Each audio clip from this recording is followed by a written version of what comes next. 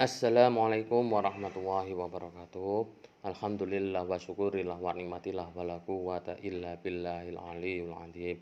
Anak-anakku yang soleh dan solehah, semoga kita selalu dalam lindungan dan nikmat rahmat oleh Allah Subhanahu wa taala sehingga kita masih diberikan kekuatan dalam menghadapi cobaan yang begitu berat, yakni COVID-19. Anak-anakku yang soleh dan soleha, pada pembelajaran kali ini kita akan mengenal tentang batalnya sholat. Yang membatalkan sholat itu apa saja? Mari kita pelajari pada pembelajaran kali ini. Yang pertama, berbicara dengan sengaja. Dari Zaid bin Arqam radhiyallahu anhu, ia berkata, dahulu kami berbicara di waktu sholat, salah seorang dari kami berbicara kepada temannya yang berada di sampingnya sampai turun ayat yang berbunyi, dan hendaklah kamu berdiri karena Allah dalam sholatmu dengan khusyuk, maka kami pun diperintahkan untuk diam dan dilarang berbicara. Muttafaqun alaih. Dan juga sabda Rasulullah SAW, sesungguhnya sholat ini tidak pantas ada di dalamnya percakapan manusia sedikit pun. Hadis riwayat Muslim. Jadi anak-anakku yang soleh dan soleha, ketika kita melakukan sholat, kita dilarang berbicara walaupun dengan teman sebelah. Kadang masih ada beberapa teman kita, mungkin kita lihat ketika sholat masih berbicara dengan temannya.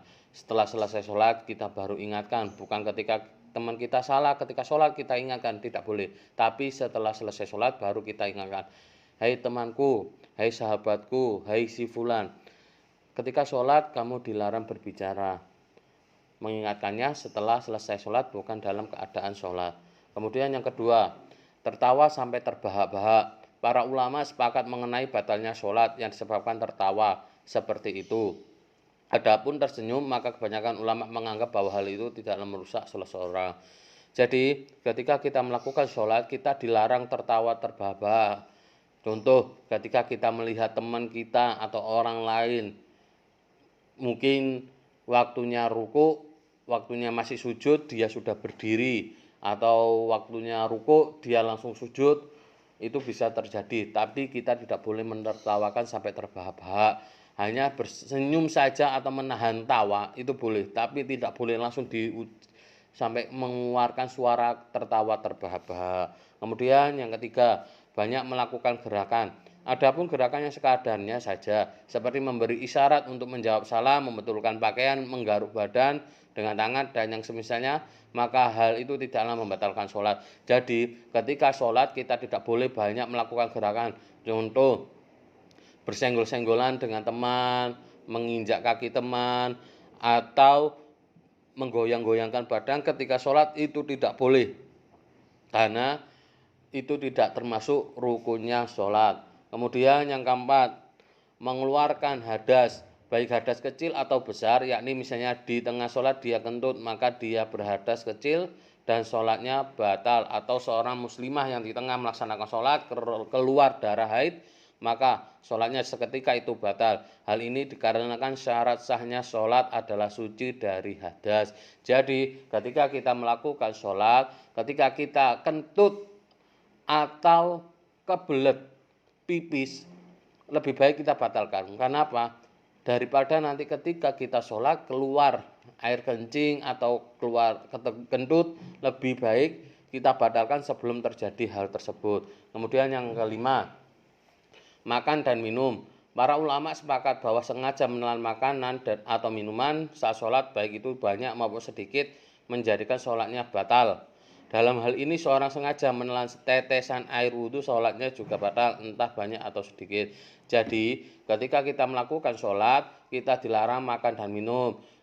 Nah, ada pernah yang mengatakan para sahabat, ya Rasulullah, bagaimana ketika aku selesai makan, kemudian aku berwudhu, kemudian aku melakukan sholat. Ketika aku sholat, makan sisa makanan yang aku makan tadi keluar di mulut. Kemudian bagaimana? Kata Rasulullah, diludahkan. Bukan meludah seperti hoiju, tapi meludahkan, mengeluarkan makanan yang ada sisa tadi. Seperti meludah, jadi dikeluarkan saja. Juh gitu aja. Nggak usah banyak-banyaknya. Ya, jadi mengeluarkan sisa makanan yang ada dalam mulut. gitu aja satu kali sudah pasti sudah keluar. Jadi ketika kita makan dan minum lebih baik sebelum sholat kita menggosok gigi agar apa sisa-sisa makanan yang berada di mulut agar hilang dan tidak mengganggu batalnya sholat kita. Kemudian yang terakhir, mungkin di buku kalian sampai 5. Ini Pak Wildan menambahi untuk yang terakhir, meninggalkan salah satu rukun sholat. Apabila hal itu tidak ia ganti sempurnakan di tengah pelaksanaan sholat atau sesudah selesai sholat beberapa saat. Hal ini berdasarkan hadis Rasulullah SAW terhadap orang yang sholatnya tidak tepat. Kembalilah kamu melaksanakan sholat, sesungguhnya kamu belum melaksanakan sholat. Muttafaqun alaih. Jadi ketika kita sholat kita harus memenuhi rukun. Kemarin sudah Pak Wildan jelaskan ada 13 rukun sholat. Jadi kalau dari 13 rukun sholat itu tidak terpenuhi, maka sholat kita akan menjadi batal. Contoh kita sholat tanpa ruku, contoh sholat tanpa sujud, contoh sholat tanpa membaca Al-Fatihah, itu tidak boleh.